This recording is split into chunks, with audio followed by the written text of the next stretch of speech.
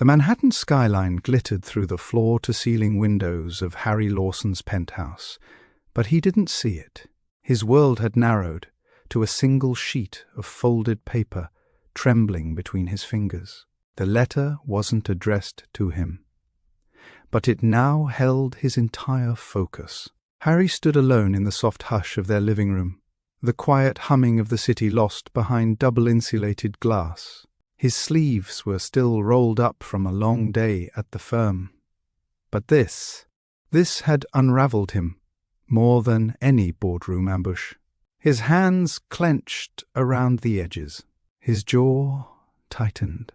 The envelope had been tucked beneath a novel on the console table. He hadn't meant to find it.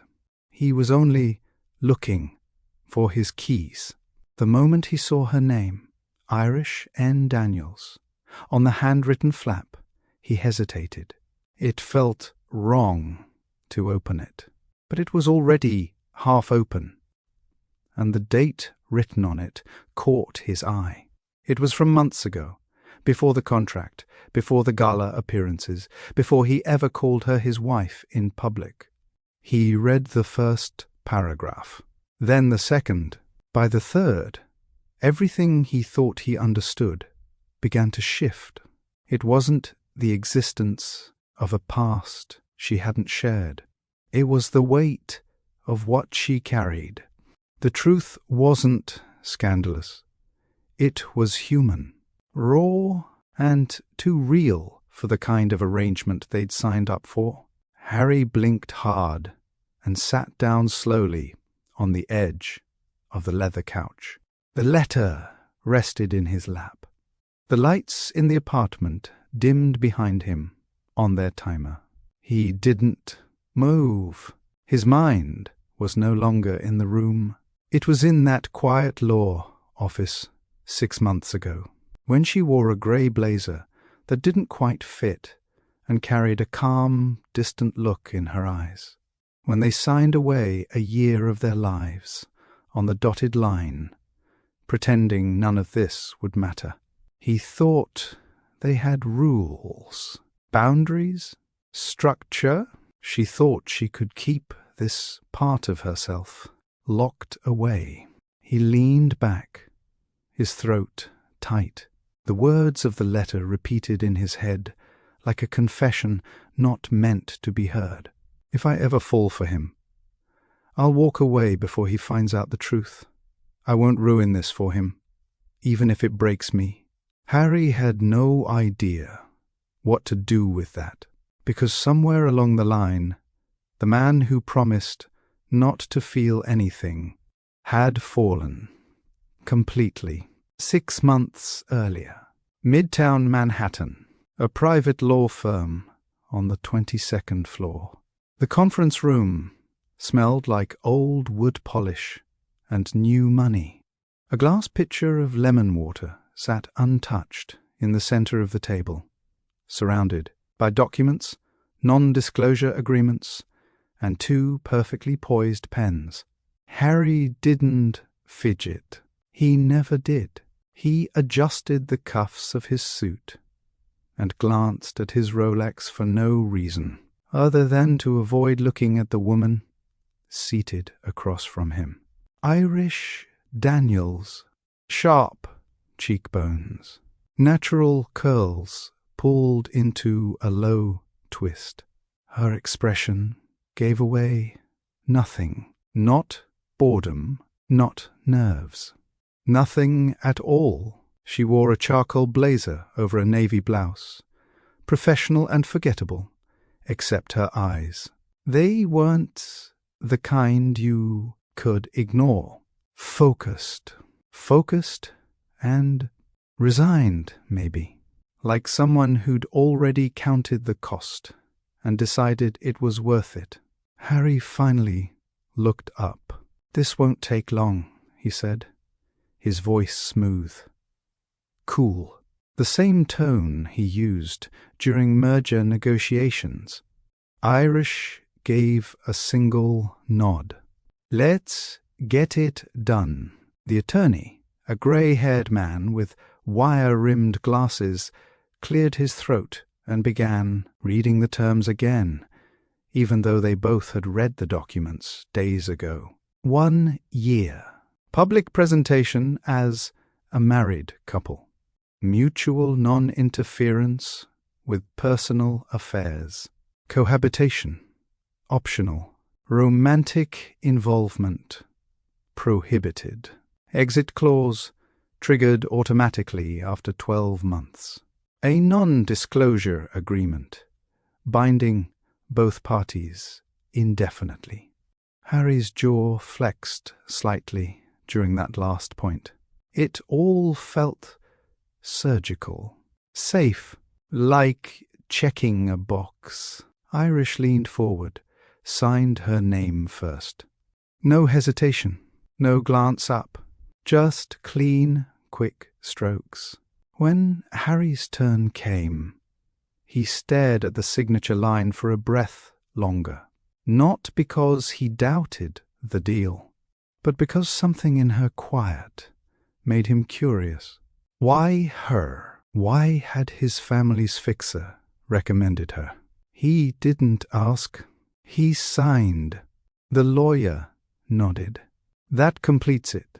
There was no handshake, no champagne toast, just the sound of documents sliding into a folder and heels clicking against the hardwood as Irish stood. "Let's keep this clean," she said, voice steady. "You do your part, I'll do mine." Harry gave a short nod. "This is just paperwork, nothing more." They both left the room with matching expressions, controlled, guarded, and determined not to get involved. As the elevator doors closed between them, Harry never once turned back. Irish did own once, just for a second. That was the first moment she wondered, what if she'd just signed away more than time? They didn't speak again for 3 days, not until their first scheduled appearance, a networking fundraiser at the Waldorf. Irish arrived 5 minutes early, like she always did. She wore a sleek emerald dress that hugged her frame with class, not flash. Her heels clicked softly on the marble floor, each step echoing her calm resolve. She wasn't here to impress anyone. She wasn't here to pretend either. This was business. That's all it was ever supposed to be. Harry showed up precisely on time. Tailored navy suit, crisp white shirt, cufflinks glinting under the chandelier lights. He walked in like he owned the building, which wasn't far from the truth. Their eyes met briefly as he approached.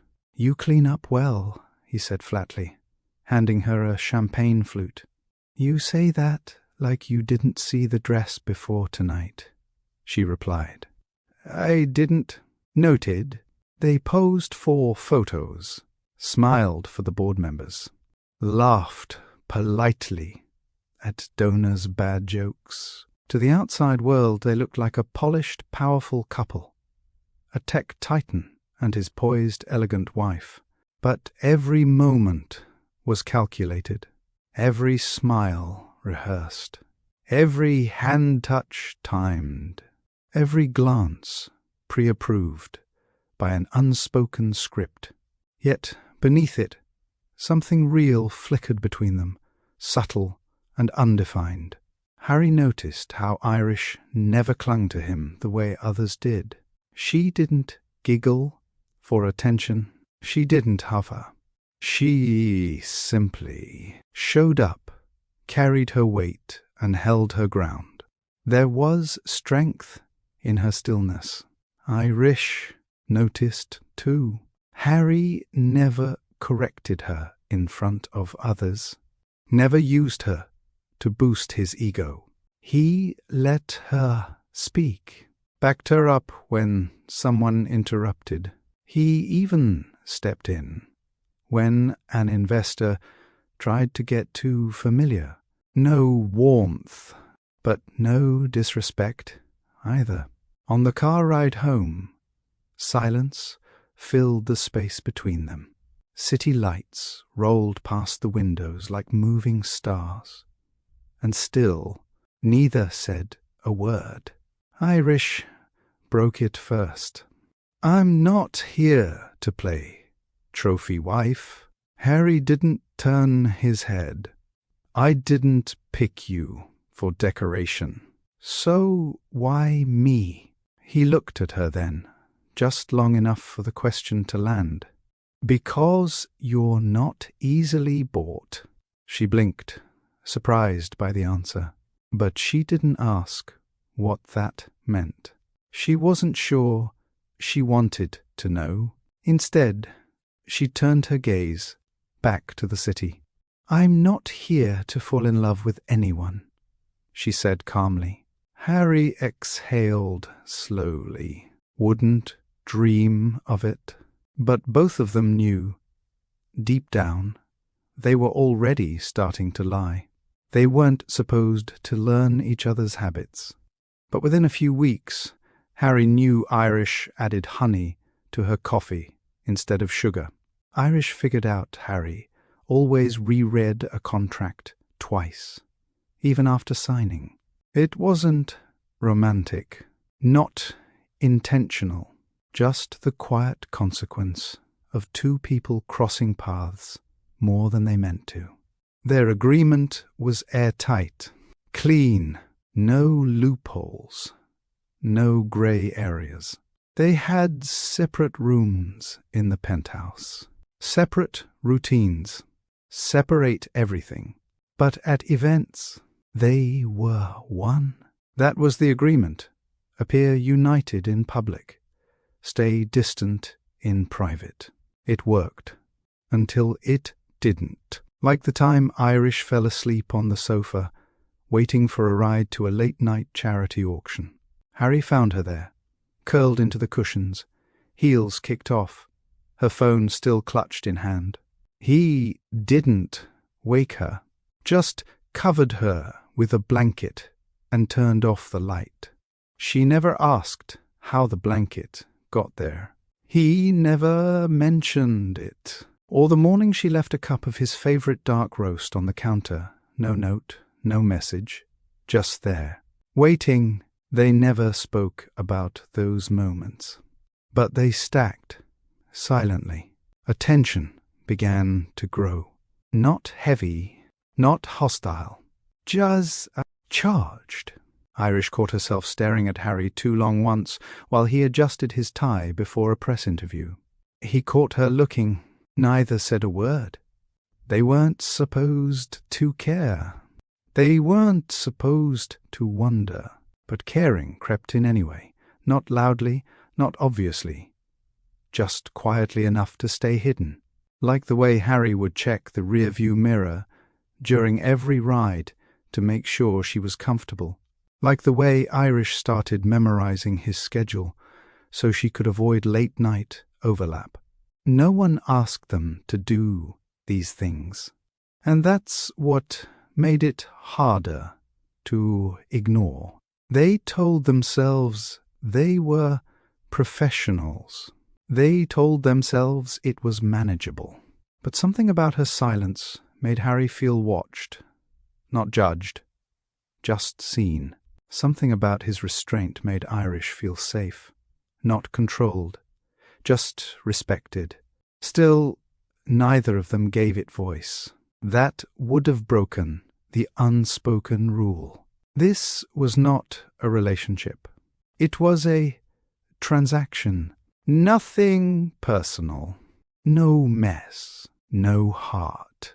But somewhere between the gala smiles and elevator rides, it started to shift. Irish noticed the way Harry looked at her when he thought she wasn't watching. And it wasn't cold. Harry noticed the way she carried herself, not to impress, but to hold her dignity like a shield.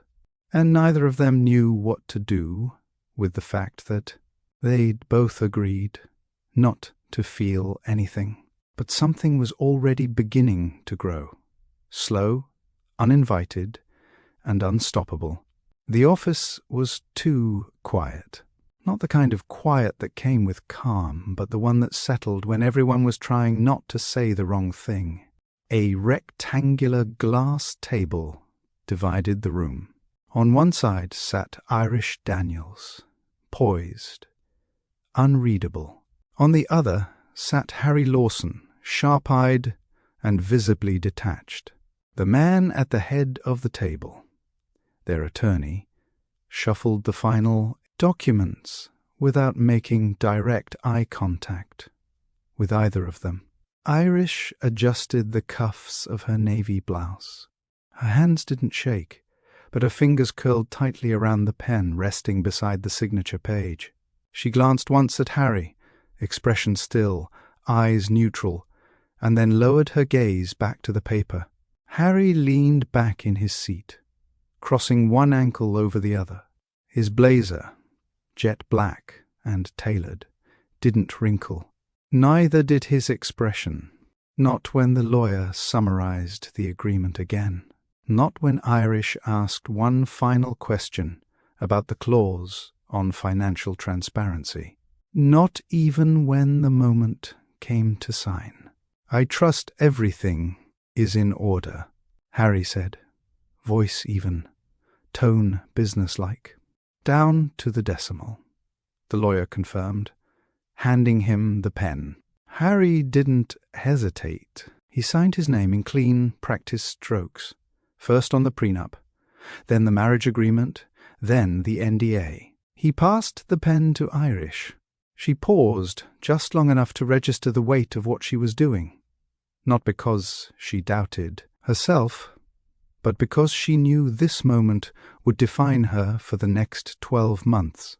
Then she signed. "Congratulations," the lawyer said flatly, sliding the papers into a leather binder. "As of today, you're legally married. No hugs, no celebration, no awkward attempt at smiles.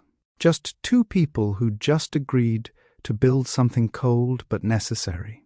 Will you be arranging a photo session for public release?" the lawyer asked. Harry shook his head. "We'll handle press appearances on our own timeline." Irish gave a short nod. "Minimal exposure, as discussed?" "Very well." The lawyer stood. "I'll have everything filed before the end of the day. Your marriage certificate will be delivered within 3 business days. The non-disclosure binds both of you as of now." Raish reached for her purse. Harry checked his phone. They hadn't spoken directly to each other since they'd walked in. As the elevator doors slid open, minutes later, they stepped inside in silence. He stood on the right. She stood on the left. The space between them might as well have been a canyon. Irish folded her arms. "Do we need to coordinate public appearances right away? Let's meet Monday. I'll have my assistant put it on the calendar." "Right." The elevator dinged. Ground floor.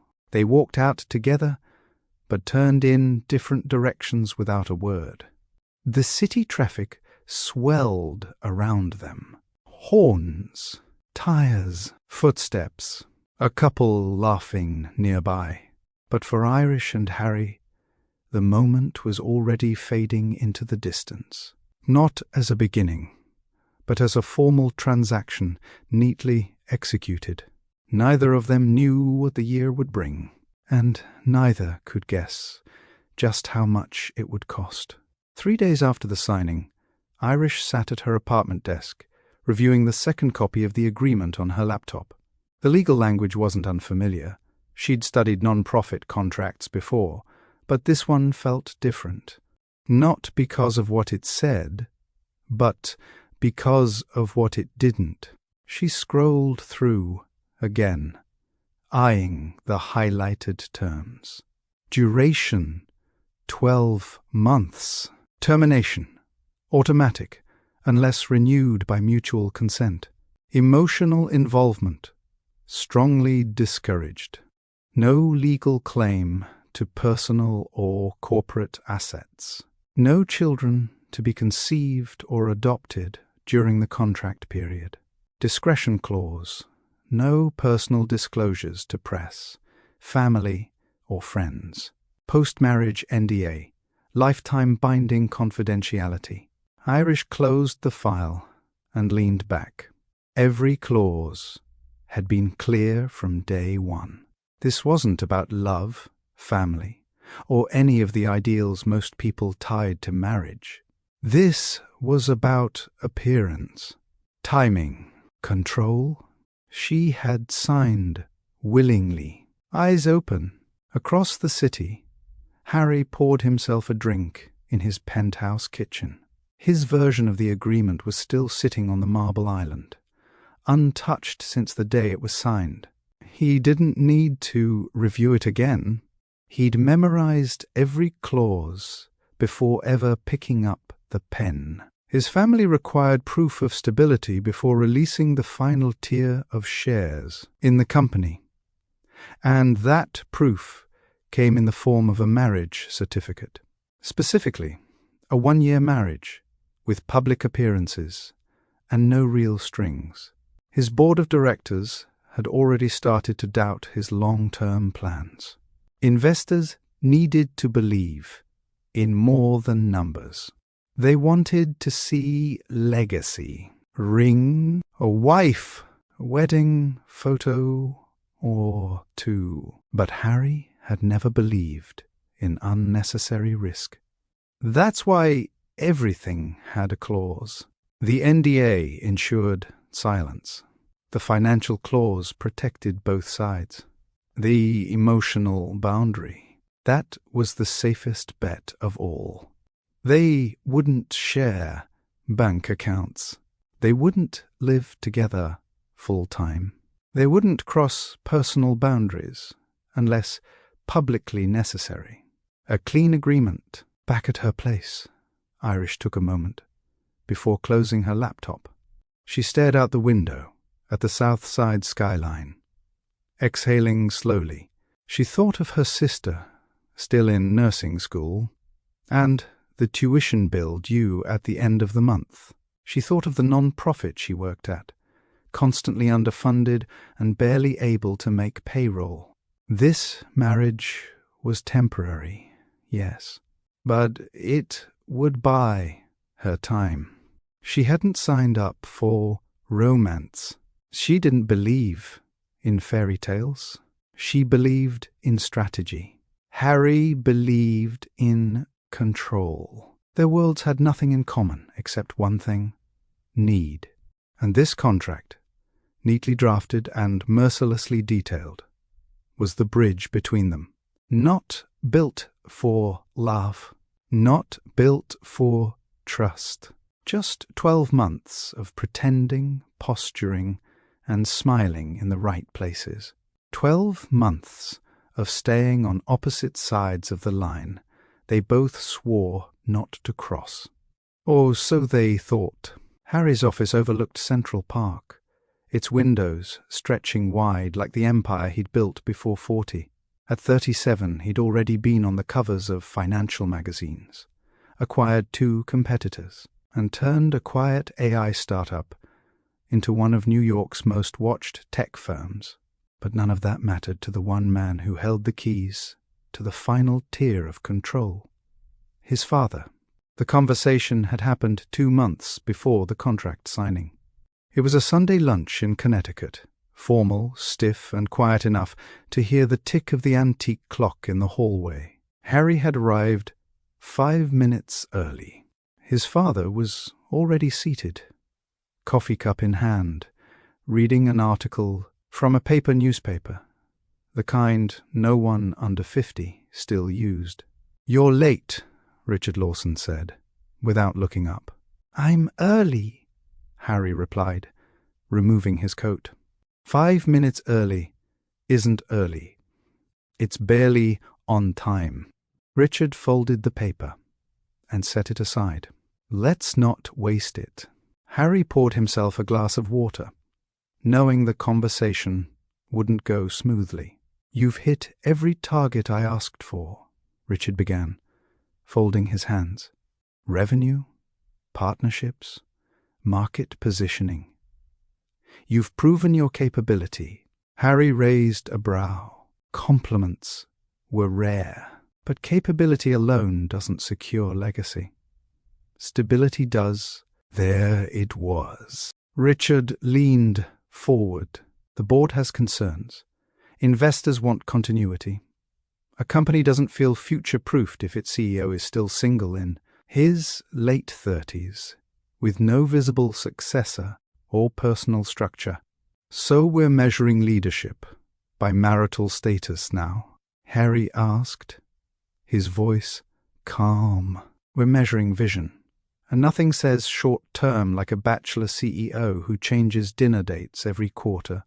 Harry said nothing. Richard continued. You have until your next birthday to present yourself as stable. That includes getting married. Show us you're serious about structure, not just strategy. You do that, your shares are released in full, and if I don't, you'll retain what you've earned. But you won't touch the remaining 30%. Harry leaned back, eyes steady. You'd withhold shares because I haven't gotten a ring on my finger. Not a ring, a foundation, his father corrected. I built this empire for something beyond quarterly growth reports. If you want it, prove you understand more than scaling code. Build a personal life that reflects responsibility. People notice that. The silence stretched. Richard stood. You've always been smart. Let's see if you're wise. That conversation didn't end with agreement or outrage. Just a mutual understanding the company would not fully be his unless the image of a stable, structured life accompanied it. Later that evening, Harry returned to the city and opened a blank legal document. He wasn't going to propose. He wasn't going to fall into the traditional trap of forced emotions. But if they wanted optics, he'd give them optics. A legal arrangement. Clear terms. No feelings involved. By the end of the week, his legal team was drafting the first version of the marriage contract.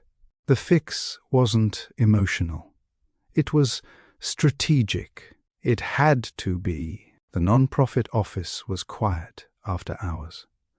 One desk lamp flickering softly, the hum of an outdated heater working overtime in the corner. Irish sat alone, elbow propped on her desk, eyes fixed on a spreadsheet that hadn't changed in weeks.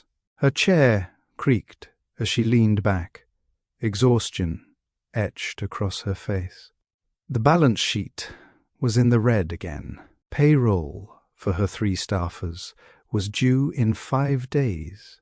Rent was behind by 2 months, and the latest grant she applied for had just been denied. Lack of measurable impact, the rejection letter said. Packed? She thought of the kids they served every weekend, the families who relied on their mentorship programs.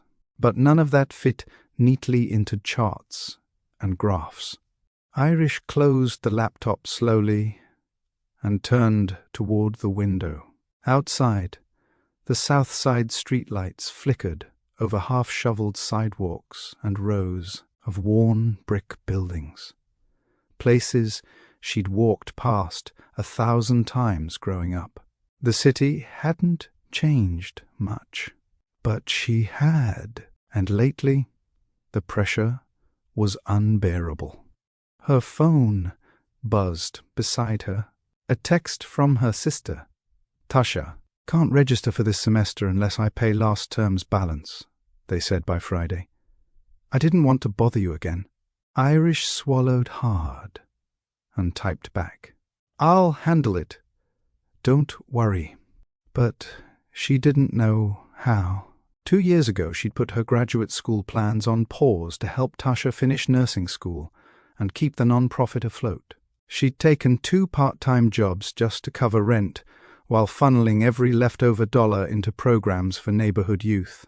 And now she was running out of time, options, and pride. That was when the offer first came. A quiet call from a mutual connection, a man named Marcus, who worked in corporate law and had once spoken at her nonprofit's career day. "Would you consider a marriage arrangement?" he asked without hesitation.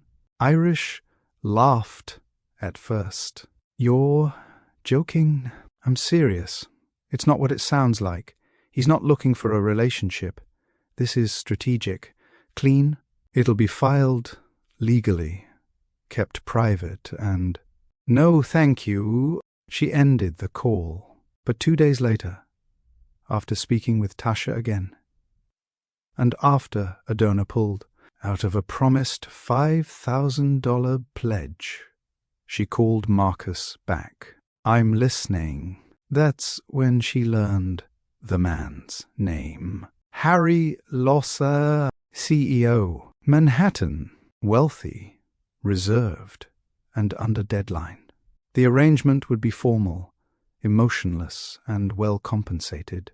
Irish didn't make the decision lightly. She asked for the terms, asked for time, asked for protections. And when all the paperwork arrived, clear, professional, legal, she spent 3 nights rereading it before she agreed. She didn't want pity money. She didn't want to play anyone's fantasy. But if this marriage could get her sister across the finish line and keep the nonprofit alive through winter, she could live with 12 months of structure, 12 months of public appearances and scheduled hand-holding. She didn't need love.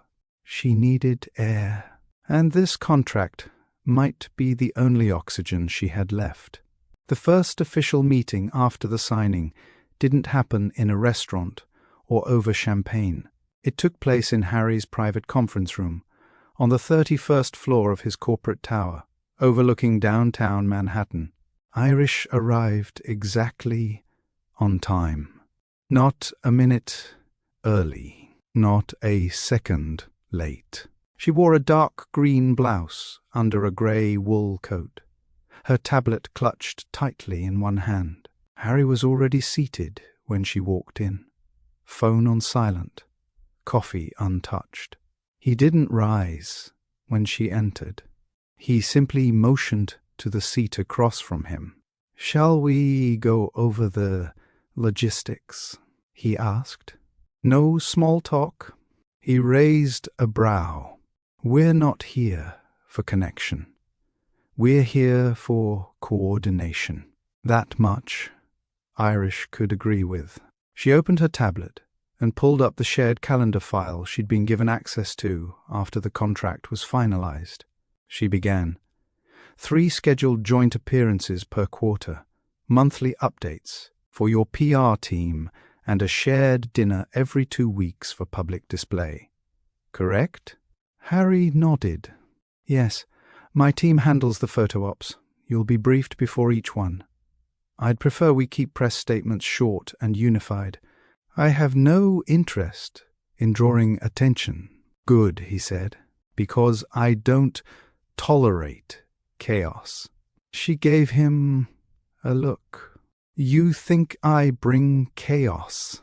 He didn't answer, which told her enough. Harry leaned back. "Living arrangements will remain separate, unless otherwise needed. My penthouse has a guest suite, if overnight stays are ever required. My assistant will coordinate hotel accommodations during travel." Irish didn't blink, so we smile at the camera when needed, then return to our own lives. Exactly, no physical affection unless scheduled for appearances. Correct, minimal, controlled, and rehearsed, if necessary. She closed the file and set her tablet aside. Then let's be clear, Harry. I'm not your employee. I'm not your accessory. I don't do public pet tricks. He met her gaze, expression unreadable. I didn't hire you for performance.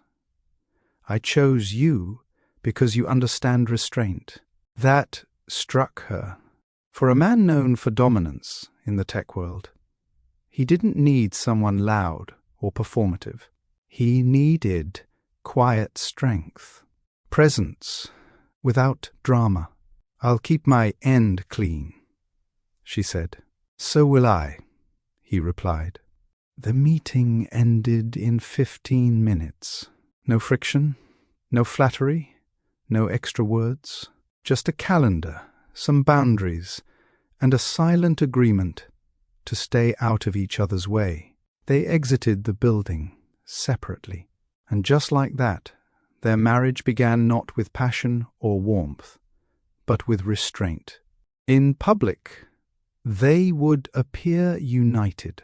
On paper, they were already bound.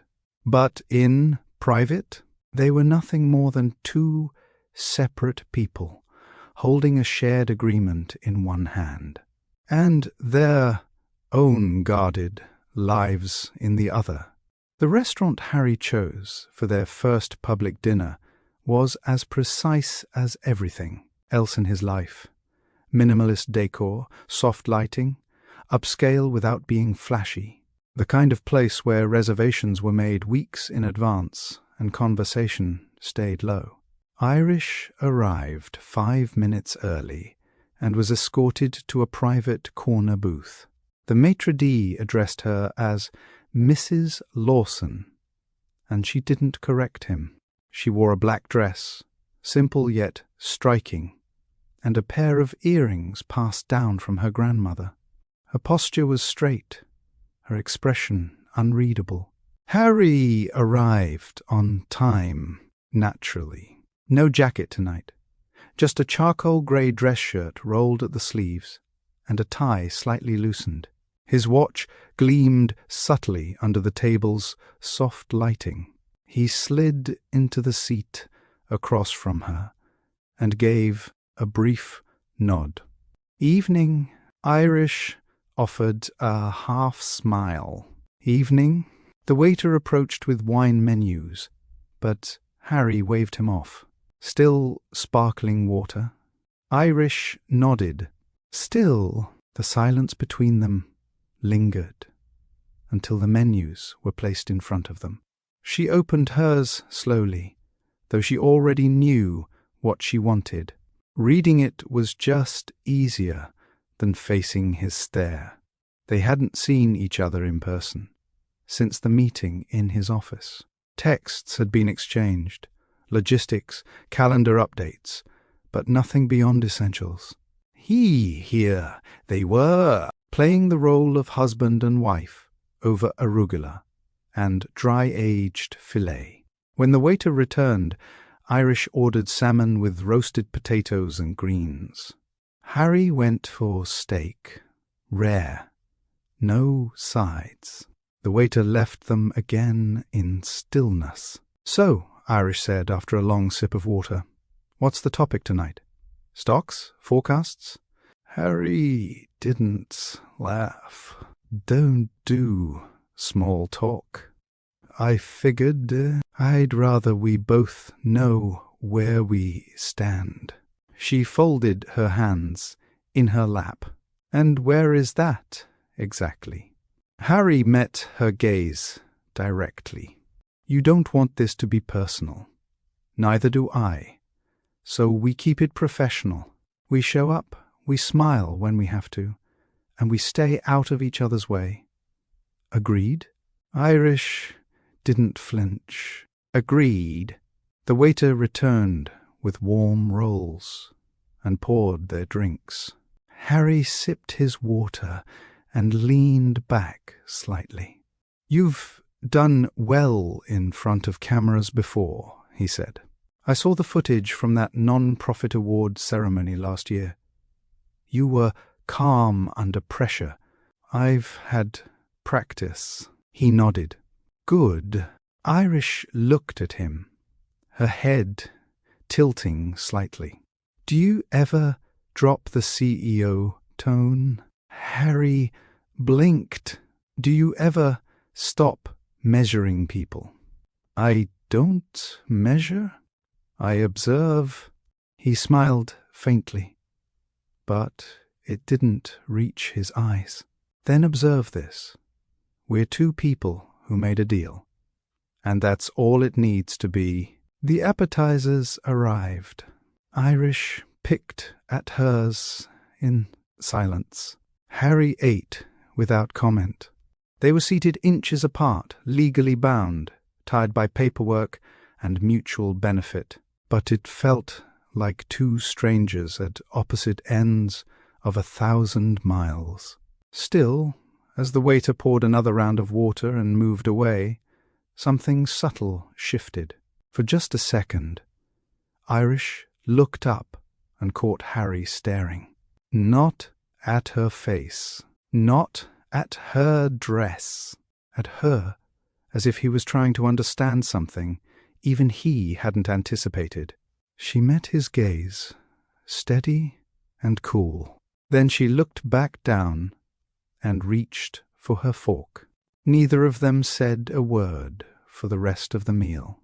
The next morning came with a grey sky and the low hum of city life beyond glass windows.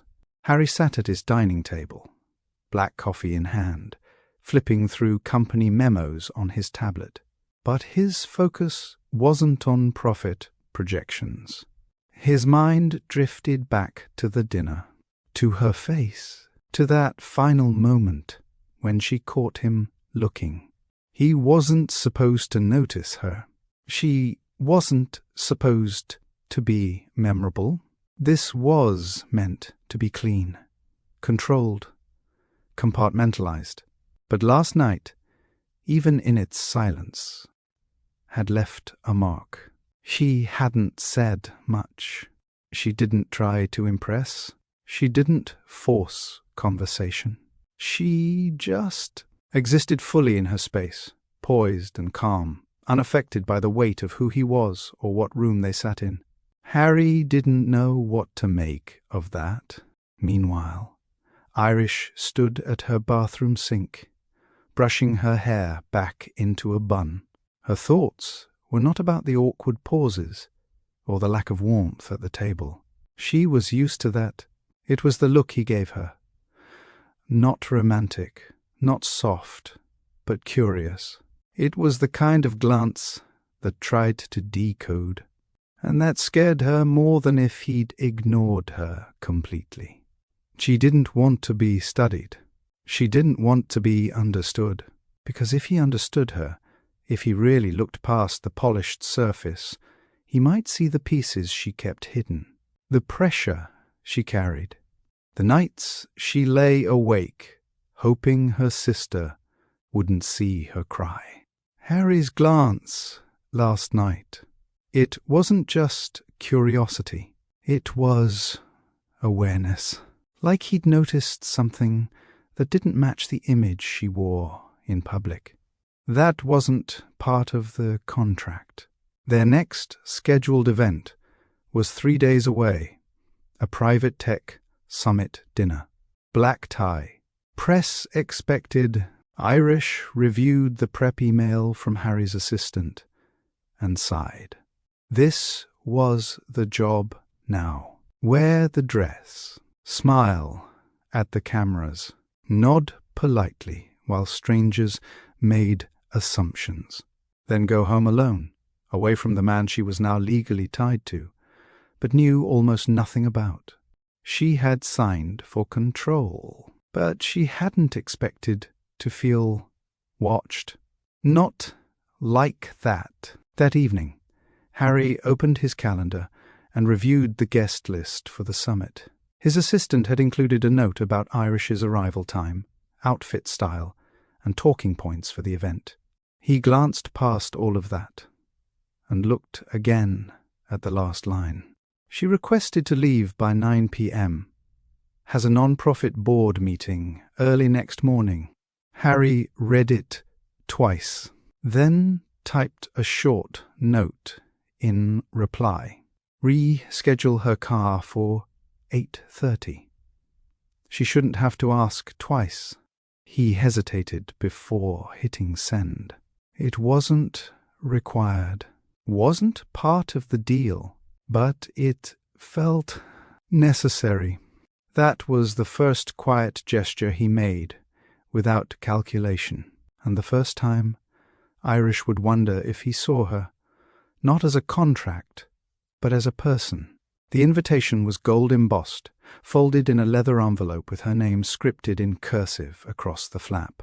The event, the Bernstein Foundation Winter Gala. Venue, the Crystal Room, Fifth Avenue. Guests, over 300 of New York's most powerful donors, executives, and legacy families. Irish stared at it the night it arrived, sitting unopened on her small kitchen table. The kind of event where everyone's dress costs more than a semester's tuition, and where the smallest faux pas could ripple through social circles like wildfire. She hadn't planned to go, but it wasn't optional. Her phone chimed with a message from Harry's assistant, Elise. Mr. Lawson has arranged for styling. A driver will collect you at 6:45 p.m. sharp. Gown and accessories will be delivered by 3. There was no room for maybe. By 3:05, a garment bag hung on her closet door, and a small velvet box sat on her dresser. She unzipped the bag slowly. Inside, a deep burgundy gown with a soft satin finish and elegant off-shoulder neckline, graceful, flattering, and bold without being loud. The box contained a pair of delicate earrings and a thin bracelet. No diamonds, just subtle shimmer. Irish had to admit, someone had taste. When the car pulled up outside her building that evening, she stepped in quietly, giving the driver a small nod before slipping into the back seat. She took one long breath before checking her reflection. Lips glossed, hair pinned in soft waves, expression neutral. Don't flinch. Don't shrink. Just walk in like you belong. She arrived just before 7. The building shimmered under crystal chandeliers, and an orchestra played softly in the foyer. Guests milled in glittering clusters, waiters circulating with champagne on silver trays. Harry stood near the entrance in a black tuxedo, clean-cut and commanding as ever. His eyes found hers the moment she walked in. He didn't blink, but he did something rare. He smiled. Not big, not dramatic, just a flicker at the corners of his mouth. Enough for her to notice. He stepped forward and offered his arm. Right on time. Was I supposed to be late? She replied, arching a brow as she took his arm. Fashionably. But this works. Together, they entered the ballroom. The murmur of conversation barely dipped as they moved through the space, heads turning with discreet curiosity. Harry nodded at colleagues, shook hands, and occasionally leaned in to exchange brief pleasantries with board members. Irish followed his lead, confident, silent when needed, poised when spoken to. Then came the moment. A cluster of investors, 2 journalists, a gala chair. Harry's voice carried above the low music.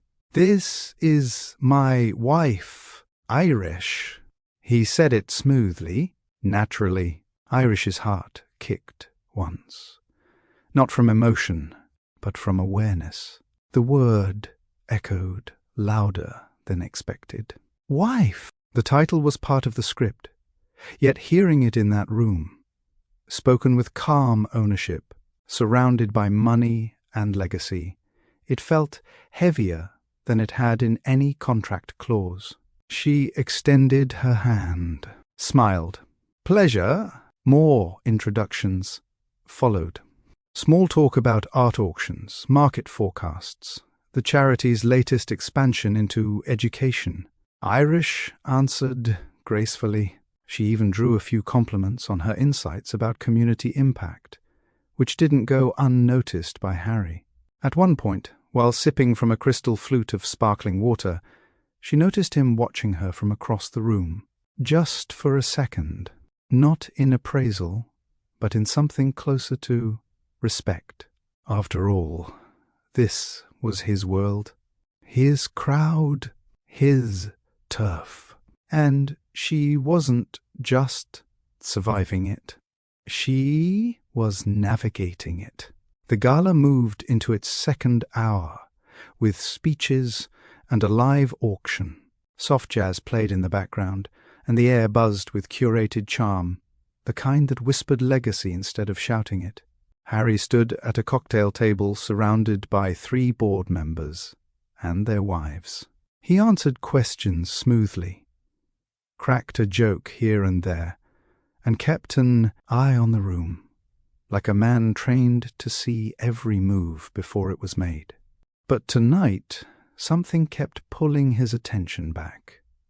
Her. Irish? She stood across the room, near a marble column, engaged in conversation with a former ambassador's spouse and the director of an education fund.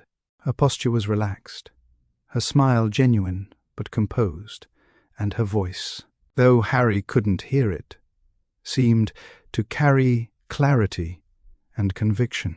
He had expected her to observe, maybe even hold back.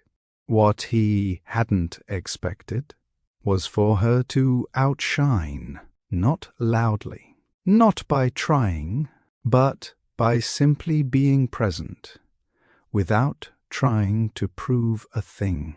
Harry glanced sideways as one of the board members leaned over. "Your wife's background is in non-profit strategy, right?" the man asked, his tone almost impressed. Harry gave a measured nod. "She's the director of a youth mentorship foundation on the South Side. Works with community partners, education programs. Well, she's got more grace than most of the wives in this room, I'll say that." The man chuckled, but Harry didn't join in. He wasn't in the mood for surface compliments tonight. Not when his attention kept drifting to her unplanned elegance. The way she stood with calm confidence, never shrinking, never overreaching. She didn't try to network, like some of the others. She didn't chase approval. She simply met people where they were, asked good questions, and listened without pretending to be impressed. It threw him off balance, more than he cared to admit. Earlier that evening, his assistant had offered to prep Irish with a list of guests, key names, titles, potential talking points. Irish declined. "I don't need a cheat sheet," she'd said. He hadn't expected her to make waves, but she had. He noticed the way the women around him started glancing toward her, not out of curiosity, but in quiet recognition. Irish didn't wear the most expensive dress in the room. She didn't flaunt jewelry, but she wore presence, a kind of dignity that didn't ask for applause. By the time the third course was served, Harry found himself excusing the conversation and making his way back toward her. She noticed him approaching, but didn't rush to greet him. "Thought I'd check in," he said, keeping his tone casual. "I'm fine," she replied, sipping her water. "These people aren't as intimidating as they think they are." That made him pause. "You were listening in?" Irish raised a brow. "You brought me here to blend in." "I blend. And I listen." Harry studied her a moment longer. He couldn't find a single crack. She hadn't stumbled, hadn't misread a name, hadn't let herself be belittled by legacy surnames or veiled condescension. "You're good at this," he admitted. She looked him squarely in the eyes. "I've had to be." That was all she said. Later that night, when the auction ended and the final toast was made, they walked out together into the cool New York evening. Cameras caught them smiling briefly. Just enough for a headline, nothing more. But inside the car, silence returned. Only this time, it didn't feel heavy. It felt aware. He had underestimated her, and he wasn't sure whether he admired that or feared what else he hadn't yet seen. The text came on a Friday night. "My family's Sunday dinner is at 4, South Side. You're welcome to come." No cameras, no tuxes, just food and noise. Harry stared at the message longer than necessary. It wasn't an order. It wasn't part of their contract. But it was the first time Irish had invited him into her space. He replied simply, "I'll be there." 2 days later, his black SUV rolled up to a narrow residential street, lined with red brick, 2 flats, and neatly trimmed patches of lawn. Children played on bikes, and someone was grilling nearby, the air laced with a hint of seasoned smoke and gospel music drifting from a porch speaker.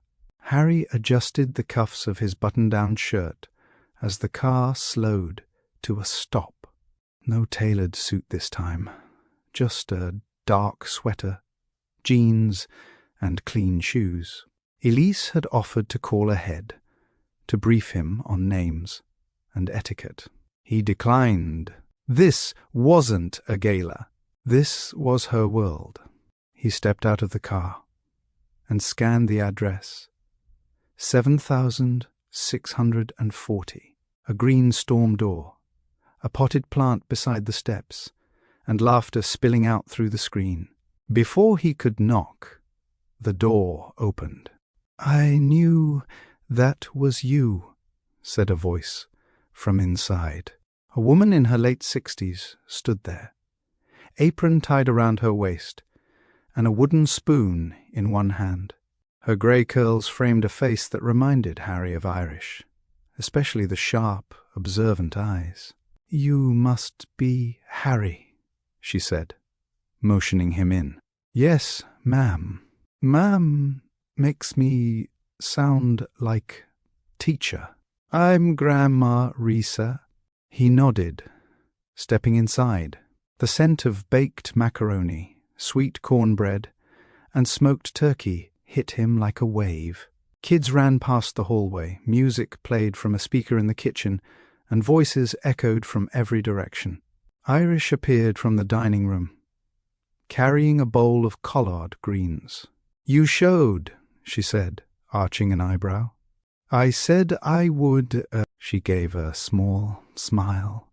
You're ready for this?" "I've closed billion-dollar deals in Tokyo and Berlin," he said dryly. "Then let's see how you handle Aunt Janelle." In the next 10 minutes, Harry was introduced to a dozen relatives, cousins, nieces, uncles, a neighbor named Miss Tina who came to every dinner, and of course Aunt Janelle, who greeted him with a long stare and said, "We'll see if you know how to eat." He laughed, not sure if she was serious. She was. Irish moved easily through the room, filling plates, hugging relatives, and redirecting a child trying to sneak cake before dinner. She didn't announce Harry. She didn't explain him. She just let him blend like anyone else. He took a seat at the dining table, not at the head, not isolated, just next to a 7-year-old boy who offered him a roll and asked, "Do you know how to play spades?" "No," Harry admitted. "We'll fix that later," the kid said confidently. Dinner began with a prayer, led by Grandma Risa.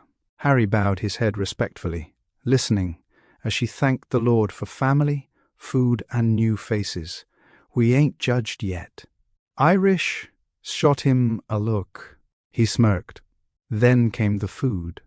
Flavorful, warm, made with time, not speed. He took careful bites at first, unsure how to balance manners with survival, especially when Aunt Janelle raised an eyebrow every time he reached for seasoning. Conversations swirled around him. About school, about church, about who needed to bring drinks next week.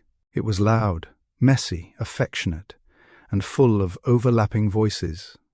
The opposite of the formal dinners he grew up attending, where forks clinked in near silence and no one interrupted. At one point, someone asked Harry a question, something about work, and before he could respond, Irish stepped in. "Leave the man alone. Let him eat." That simple gesture, protecting his space without isolating him, stayed with him.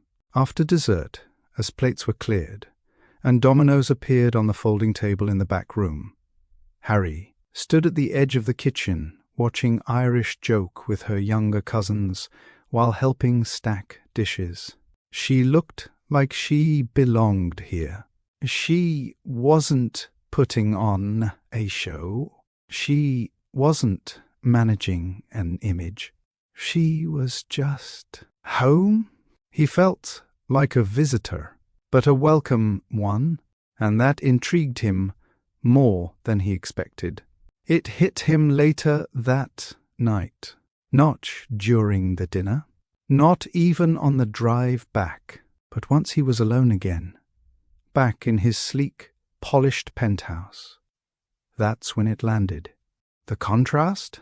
The difference between where he'd just been, where he always returned.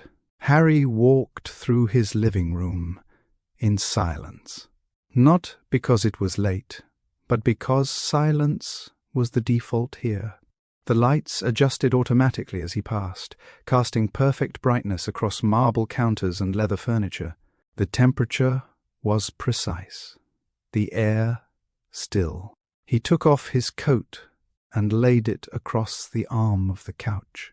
No coat hooks, no shoes by the door, no faint smell of home cooking lingering in the hallway. Just clean, curated emptiness. He'd never questioned it before. He didn't grow up in noise. He grew up in structure, appointments, dinner at exactly 7, polite conversation, business talk, even at the family table. There was never music playing randomly in the background. There were no kids bouncing off the furniture, no prayer before meals, no joyful chaos. But at Irish's family dinner, everything moved like a heartbeat. Someone was always laughing, or arguing, or teasing, or passing a plate across the table without even asking. He'd watched her slide into that world like second nature, greeting her uncle with a side hug, telling one cousin to stop picking at the frosting, arguing with her niece over the best gospel choir on the south side. And somehow, nothing about it felt chaotic. It felt alive. He'd seen the way her younger cousins ran to her, the way her grandmother barely gave directions, because everyone already knew their role. The way 3 different people said grace along with the prayer out loud, because they meant it. It wasn't orderly, It was rich. It was layered with history, rhythm, memory, the kind of culture you couldn't buy, couldn't fake, couldn't script. And now, here he was, walking into a kitchen where everything was pristine, where every surface had a purpose, where dinner didn't smell like anything, because it had been delivered, not made. He poured himself a glass of water and leaned on the island. He didn't miss noise. He missed presence. Irish's world had it. His didn't. The next morning, Irish returned to her apartment and tossed her heels into the corner of her room. She smiled to herself, remembering how stiff Harry looked when Aunt Janelle handed him a plate with both hands and said, "Don't insult me by not finishing that."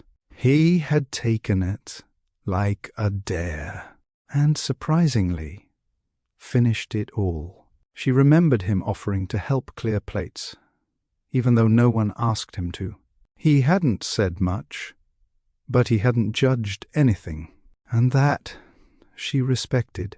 Still, she knew what going back to his world would mean. The clean suits, the guarded expressions, the unspoken rules of his corporate circle. It wasn't warm, it was structured, and structure was what kept her walls up, because if she ever let herself settle into warmth, she might not recover if it got taken away. The following Sunday, Harry found himself outside 7,640 again. He hadn't been invited. Irish hadn't sent a message. But something about last week pulled at him, something he couldn't name and refused to admit. He didn't call ahead. He just showed up, this time with a dessert box from a boutique bakery his assistant recommended. He stepped out of the SUV dressed down again. Clean jeans, buttoned sweater, nothing that screamed wealth. Just approachable. Before he even reached the door, it opened. "I told them you'd come back," Grandma Risa said, smiling as she held the screen door open. "Didn't think it'd be this soon." "I brought cake," Harry replied, lifting the box. Risa took it from his hands and nodded approvingly. "That'll buy you 10 minutes of grace from Janelle. After that, you're on your own." Inside, the air was just as it had been, full of aromas and warmth. Laughter echoed from the back where someone was retelling a church story that ended in an unexpected dance battle. Harry followed the sounds to the kitchen and saw Irish standing near the stove, sleeves rolled up, helping her grandmother stir a large pot of greens. They were laughing, and not just a soft laugh, a full belly-deep one. Irish threw her head back, and her eyes lit up in a way Harry had never seen before.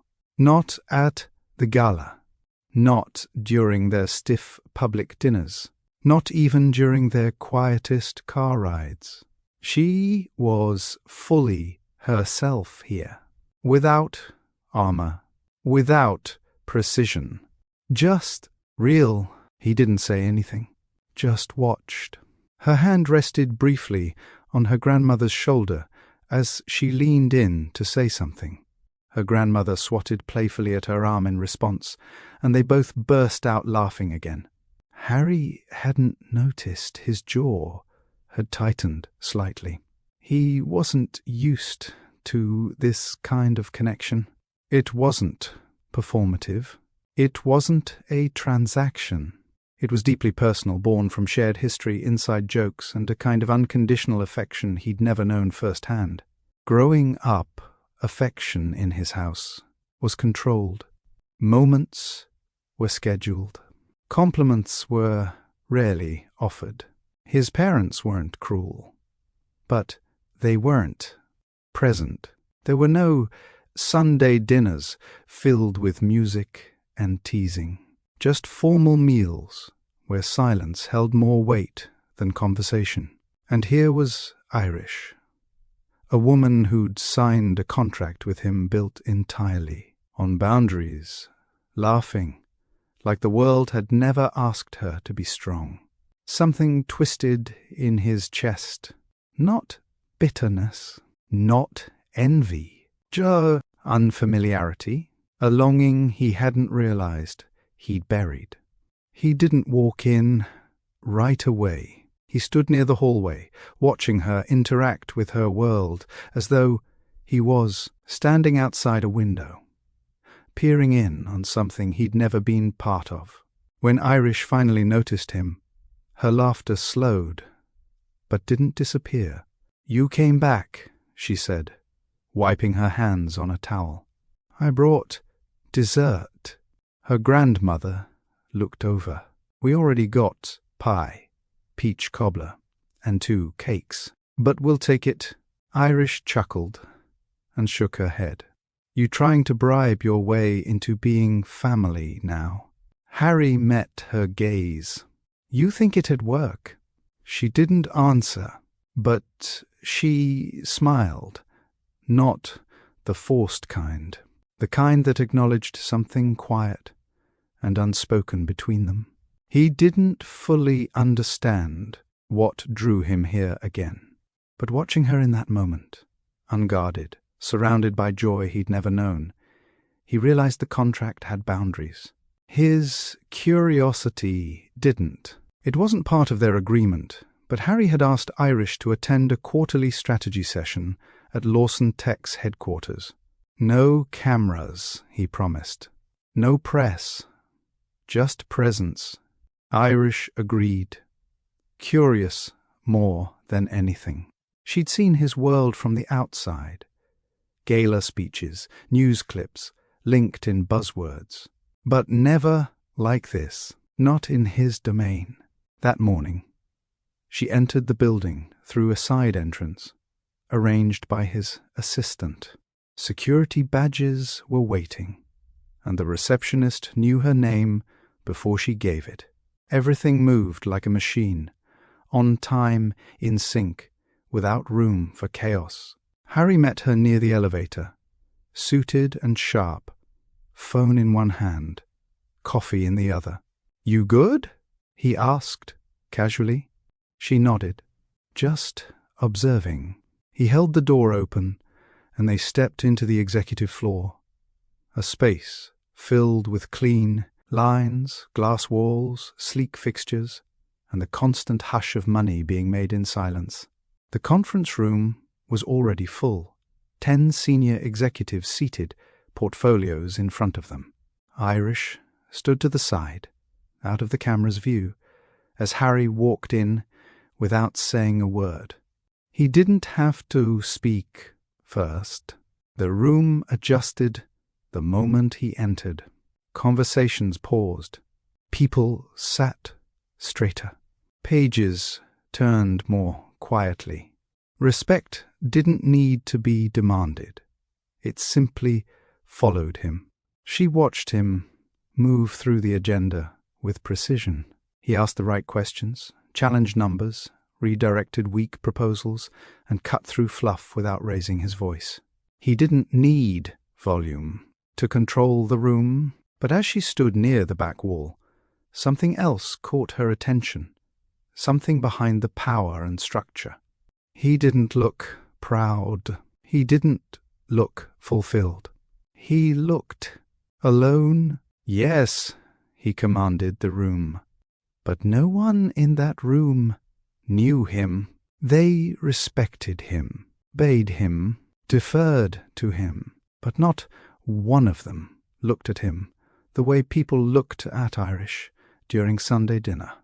There was no inside joke waiting when the meeting ended. No one asked about his weekend. No one even called him by his first name. She suddenly realized that for all his wealth, presence, and control, Harry Lawson lived in an echo chamber. His decisions echoed back at him through polished language and curated reports, but no one reached for him. No one sat close. No one relaxed around him. He wasn't feared. He wasn't disliked. He was distant. And maybe he preferred it that way. When the meeting ended, Harry caught her eye, briefly. It wasn't a smile, but it was a softening. Like he was letting her see a little more than usual. Later, as they rode down together in the elevator, Irish finally spoke. "You run things like clockwork." He gave a faint nod. "Comes with the job." She studied him for a second. "But who checks on you?" He didn't answer right away. "No one needs to," he said quietly. She didn't push further. She just stood beside him, letting the silence stretch between them, not awkwardly, but gently. And for the first time since their agreement began, she didn't feel like just an accessory in his world. She felt like the only person in it who actually saw him.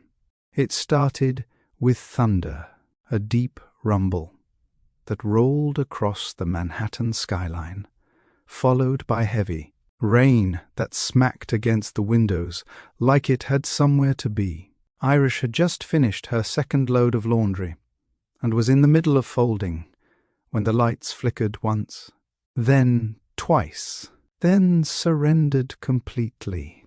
Total darkness, except for the faint glow of her phone, still clinging to 18% battery. She walked over to the window and pulled back the curtain. Rain blurred the view, but the streetlights outside had dimmed too. A full blackout. Her phone buzzed. "Harry, power's out. You okay?" She stared at the message for a second, surprised he even thought to ask. Then replied, "Fine, just a little dark. I'll manage." A moment later, "Come upstairs. Penthouse, generators working." She hesitated. They hadn't seen each other since the boardroom meeting 3 days ago, since she stood quietly in the back and watched him command a room full of men who never saw past his suit. Since he nothing, but still somehow said everything. Another text. "It's safer. Bring the tea you made last time." That made her laugh. Just a little. 10 minutes later, Irish knocked on his door. Damp from the rain, hoodie zipped halfway, thermos tucked under one arm. Harry opened it in a dark sweater and socks, hair slightly tousled. "Didn't expect you to come," he said. "I didn't plan to," she answered, stepping inside. The lights were dim, powered by the emergency system. Soft amber glow lined the hallway. No city noise, just silence and the distant beat of rain on glass. Irish walked into the kitchen and set the thermos down. "Still drink it straight. No sugar." Harry nodded and opened the cabinet, retrieving 2 ceramic mugs, plain white, spotless. "I didn't think CEOs drank tea," she teased, pouring slowly. "I don't," he said, "except when it tastes like yours." They sat at the bar counter, steam curling between them. Outside, the storm thickened. Inside, the walls lowered, slowly, imperceptibly.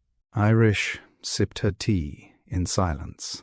Harry leaned back, arms crossed loosely, watching the rain. "You always been this calm during storms?" he asked. "Storms don't scare me," she replied. He glanced at her. "What does?" She didn't answer right away, just stared at the mug in her hands. "Not being useful," she said finally. "Working hard and still failing the people who count on me." Harry didn't press, but the weight of her answer hung between them. "I don't talk much during storms," she added. "I noticed. I watch, I listen. Sometimes I think life talks loudest when everything else goes quiet." Harry nodded, not because he agreed, but because she was right.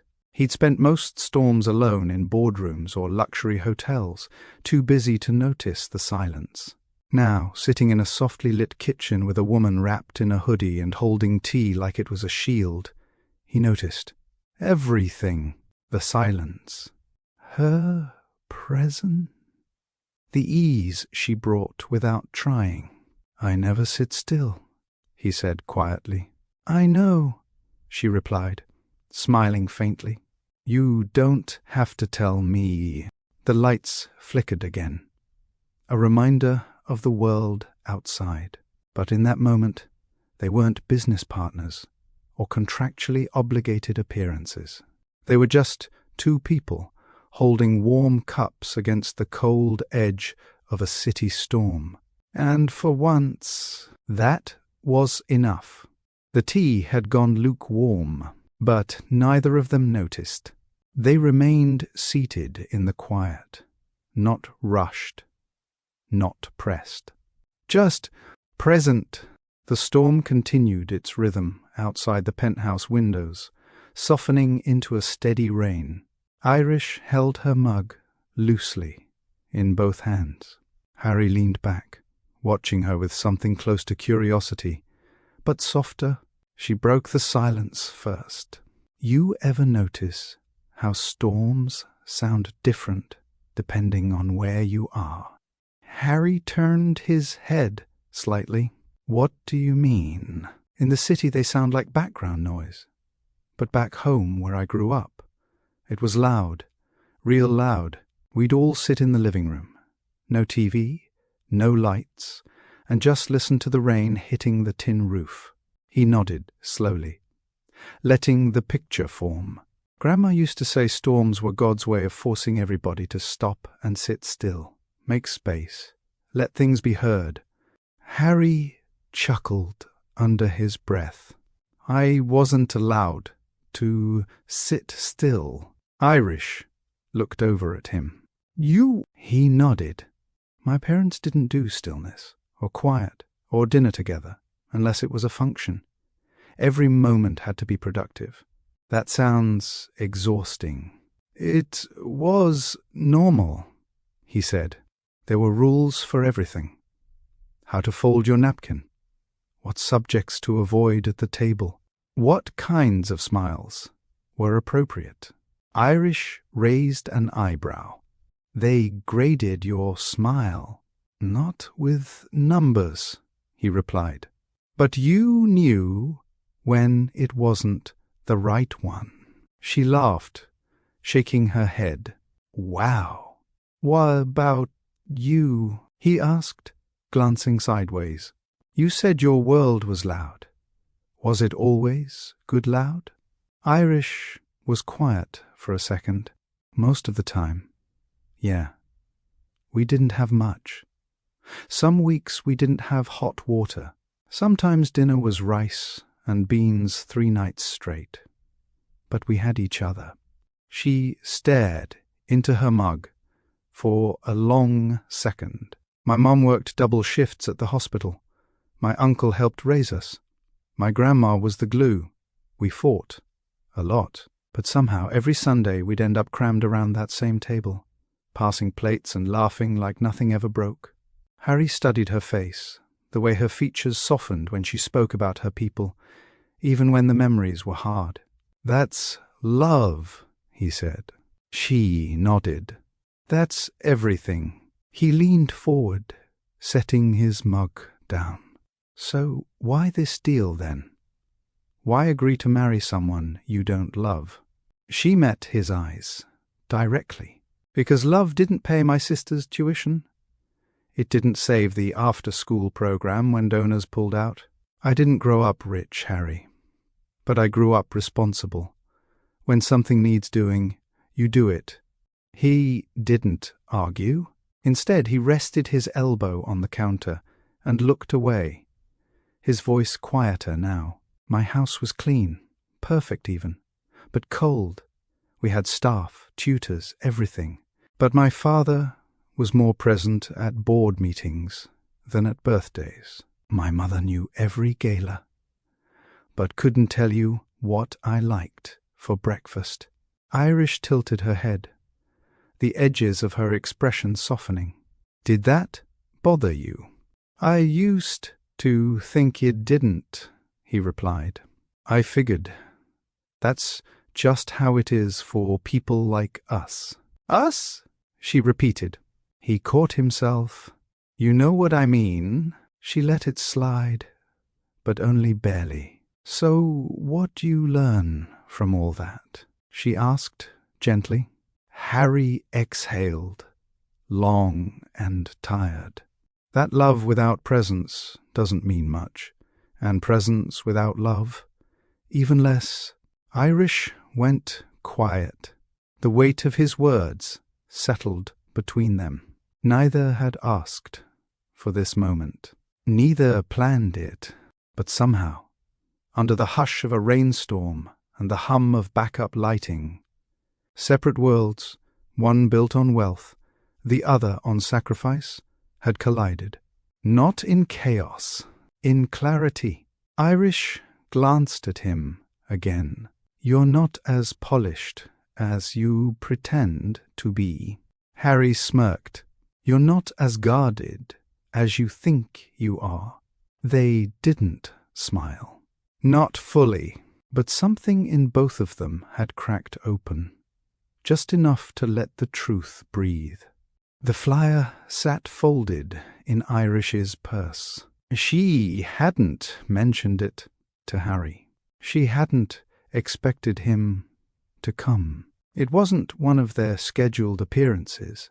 No cameras, no articles, no curated statements. It was just a regular Saturday at the rec centre. Irish had been mentoring there for years, long before the marriage contract, long before she'd ever heard the name Harry Lawson. This space was sacred. It had nothing to do with image or contracts. It was where she poured what was left of herself when the rest of the world pulled from her daily. The space buzzed with life. Kids aged 12 to 18 shuffled in and out of workshop rooms. There was a mural on one wall, names scribbled on post-it goals on another. No suits, no filters, just real conversations. Irish stood in front of a group of teens in a classroom with scuffed tile floors and crooked blinds. She wore sneakers and a soft tee, her hair tied up casually. "All right," she said, clapping once. "Let's talk college and careers. Who here actually thinks about what they want 5 years from now?" A few hands went up slowly. Cool. Now who here thinks you don't stand a chance because of where you come from? More hands. This time, quicker. Irish didn't flinch. Good. Be honest. We're not selling dreams in here. We're building them. Laughter, some eye rolls, and suddenly the room was alive. From the hallway, Harry watched quietly through the doorway, out of view.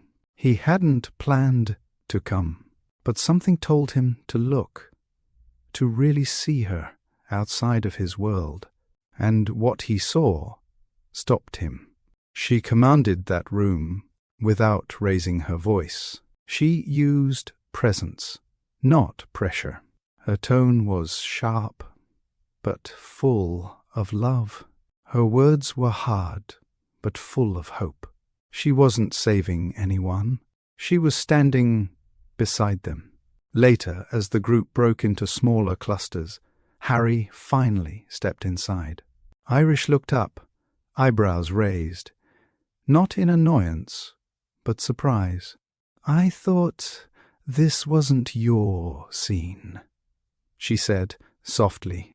He shrugged. hands in his pockets. "Thought I'd see what you do when you're not threatening CEOs with herbal tea." She smirked, then looked back at the teens. "This is my boardroom." Harry glanced around, and it looks like they all respect the chairwoman. Irish nodded toward one girl in the corner. "That's Layla. First in her family to get a scholarship. Took her 2 years to believe she was smart enough." Harry followed her gaze and nodded quietly. "You're good at this," he said after a pause. "I have to be," she replied. "They don't give us second chances where I come from." 3 days later, it was Harry's turn.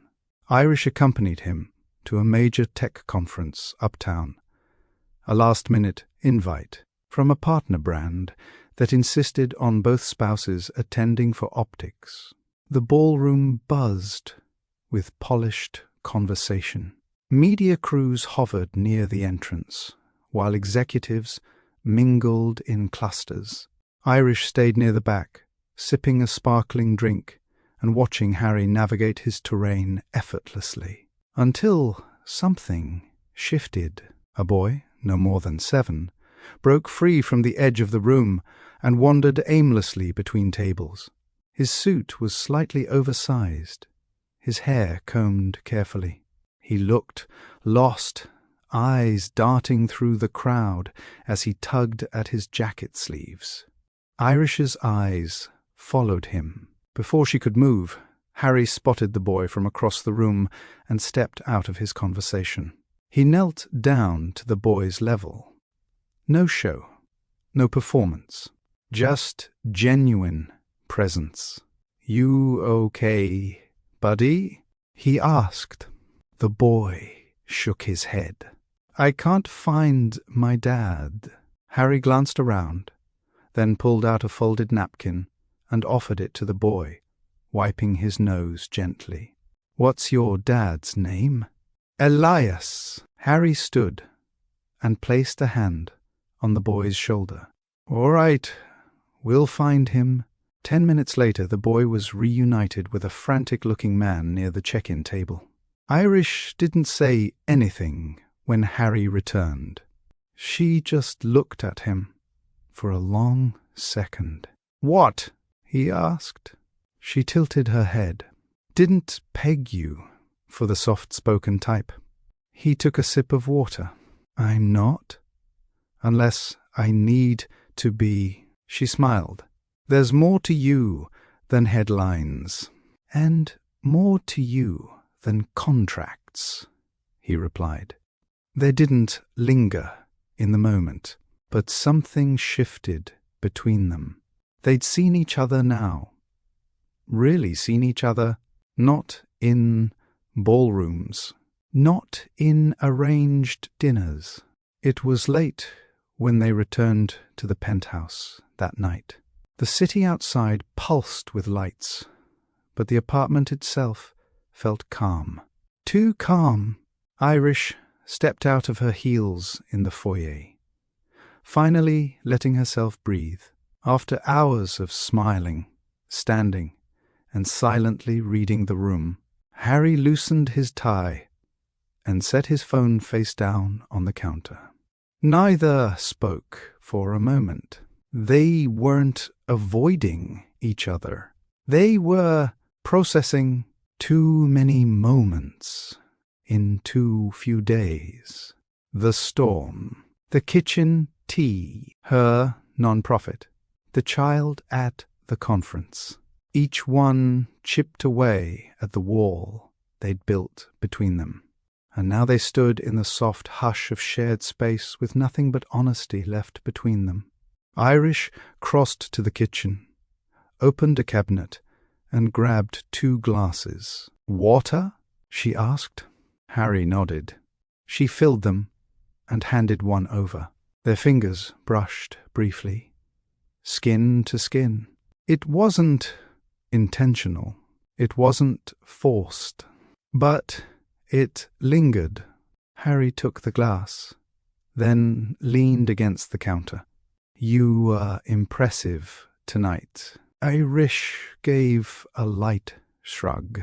"I'm used to being the only one who doesn't match the scenery." "You didn't just match it," he said, watching her. "You shifted it." That made her pause. She met his eyes, steady, unreadable, but softer than usual. The distance that always seemed to sit between them had quietly dissolved. Irish took a sip of water, then set the glass down. "You're not the man I expected," she said. "What did you expect? Cold? Calculated? Self-serving?" He nodded slightly. "You're not the woman I expected either." "And what did you expect?" "A chameleon. Someone willing to bend in whatever direction I needed." She gave a short laugh. "Not your maid, huh?" "Not even close." They stood there, the space between them shrinking by the second. "I used to think," she said slowly, "that you were so put together nothing could touch you." He tilted his head. "And now?" "Now I see the cracks." He didn't flinch. He didn't defend. He stepped forward. Not fast. Not deliberate. Just a half step closer. Like gravity was doing the work instead of him. Irish didn't move. She didn't lean in. She didn't retreat either. The air shifted. Not heavy, not loud, just charged. Harry reached up and brushed a strand of hair from her cheek, his fingers barely grazing her skin. Her breath caught. Their eyes locked, and for 1 second too long, they both leaned in. Closer, closer, then stopped. Not out of fear, but out of awareness. This wasn't the time. Not yet. Because once the line was crossed, nothing would ever be the same. They pulled back, slowly, gently. Irish turned first, picking up her glass again. Harry stepped away, putting distance between them, not out of regret, but restraint. "I should head to bed," she said quietly. He nodded.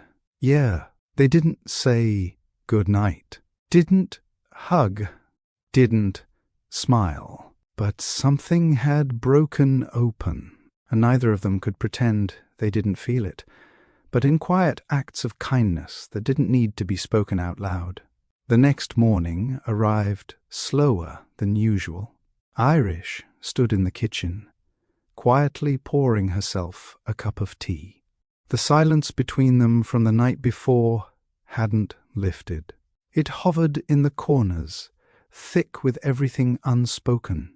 Harry entered, his steps almost too quiet for a man his size. He wore a plain black shirt and grey slacks, no tie today, just casual, crisp, intentional. "Morning," he said, eyes meeting hers. She nodded. "Morning." Silence. Irish turned back to the stove, hoping to escape the tightness rising in her chest.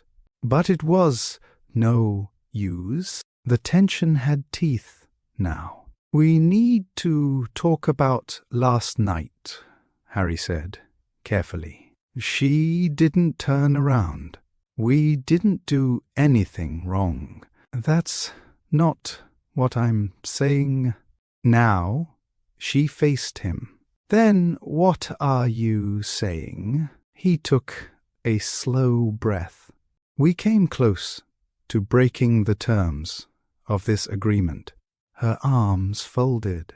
"The agreement where we pretend we're married in public, but act like roommates in private?" "Yes, that one." Her jaw tensed. You act like we're in danger of catching a disease." It was just a moment, Harry. He moved closer, resting his hands on the counter. "No, it wasn't. It was a crack." "A crack?" she echoed, eyes narrowing. "He didn't blink, and if we keep pressing into it, the whole foundation collapses." He shook her head.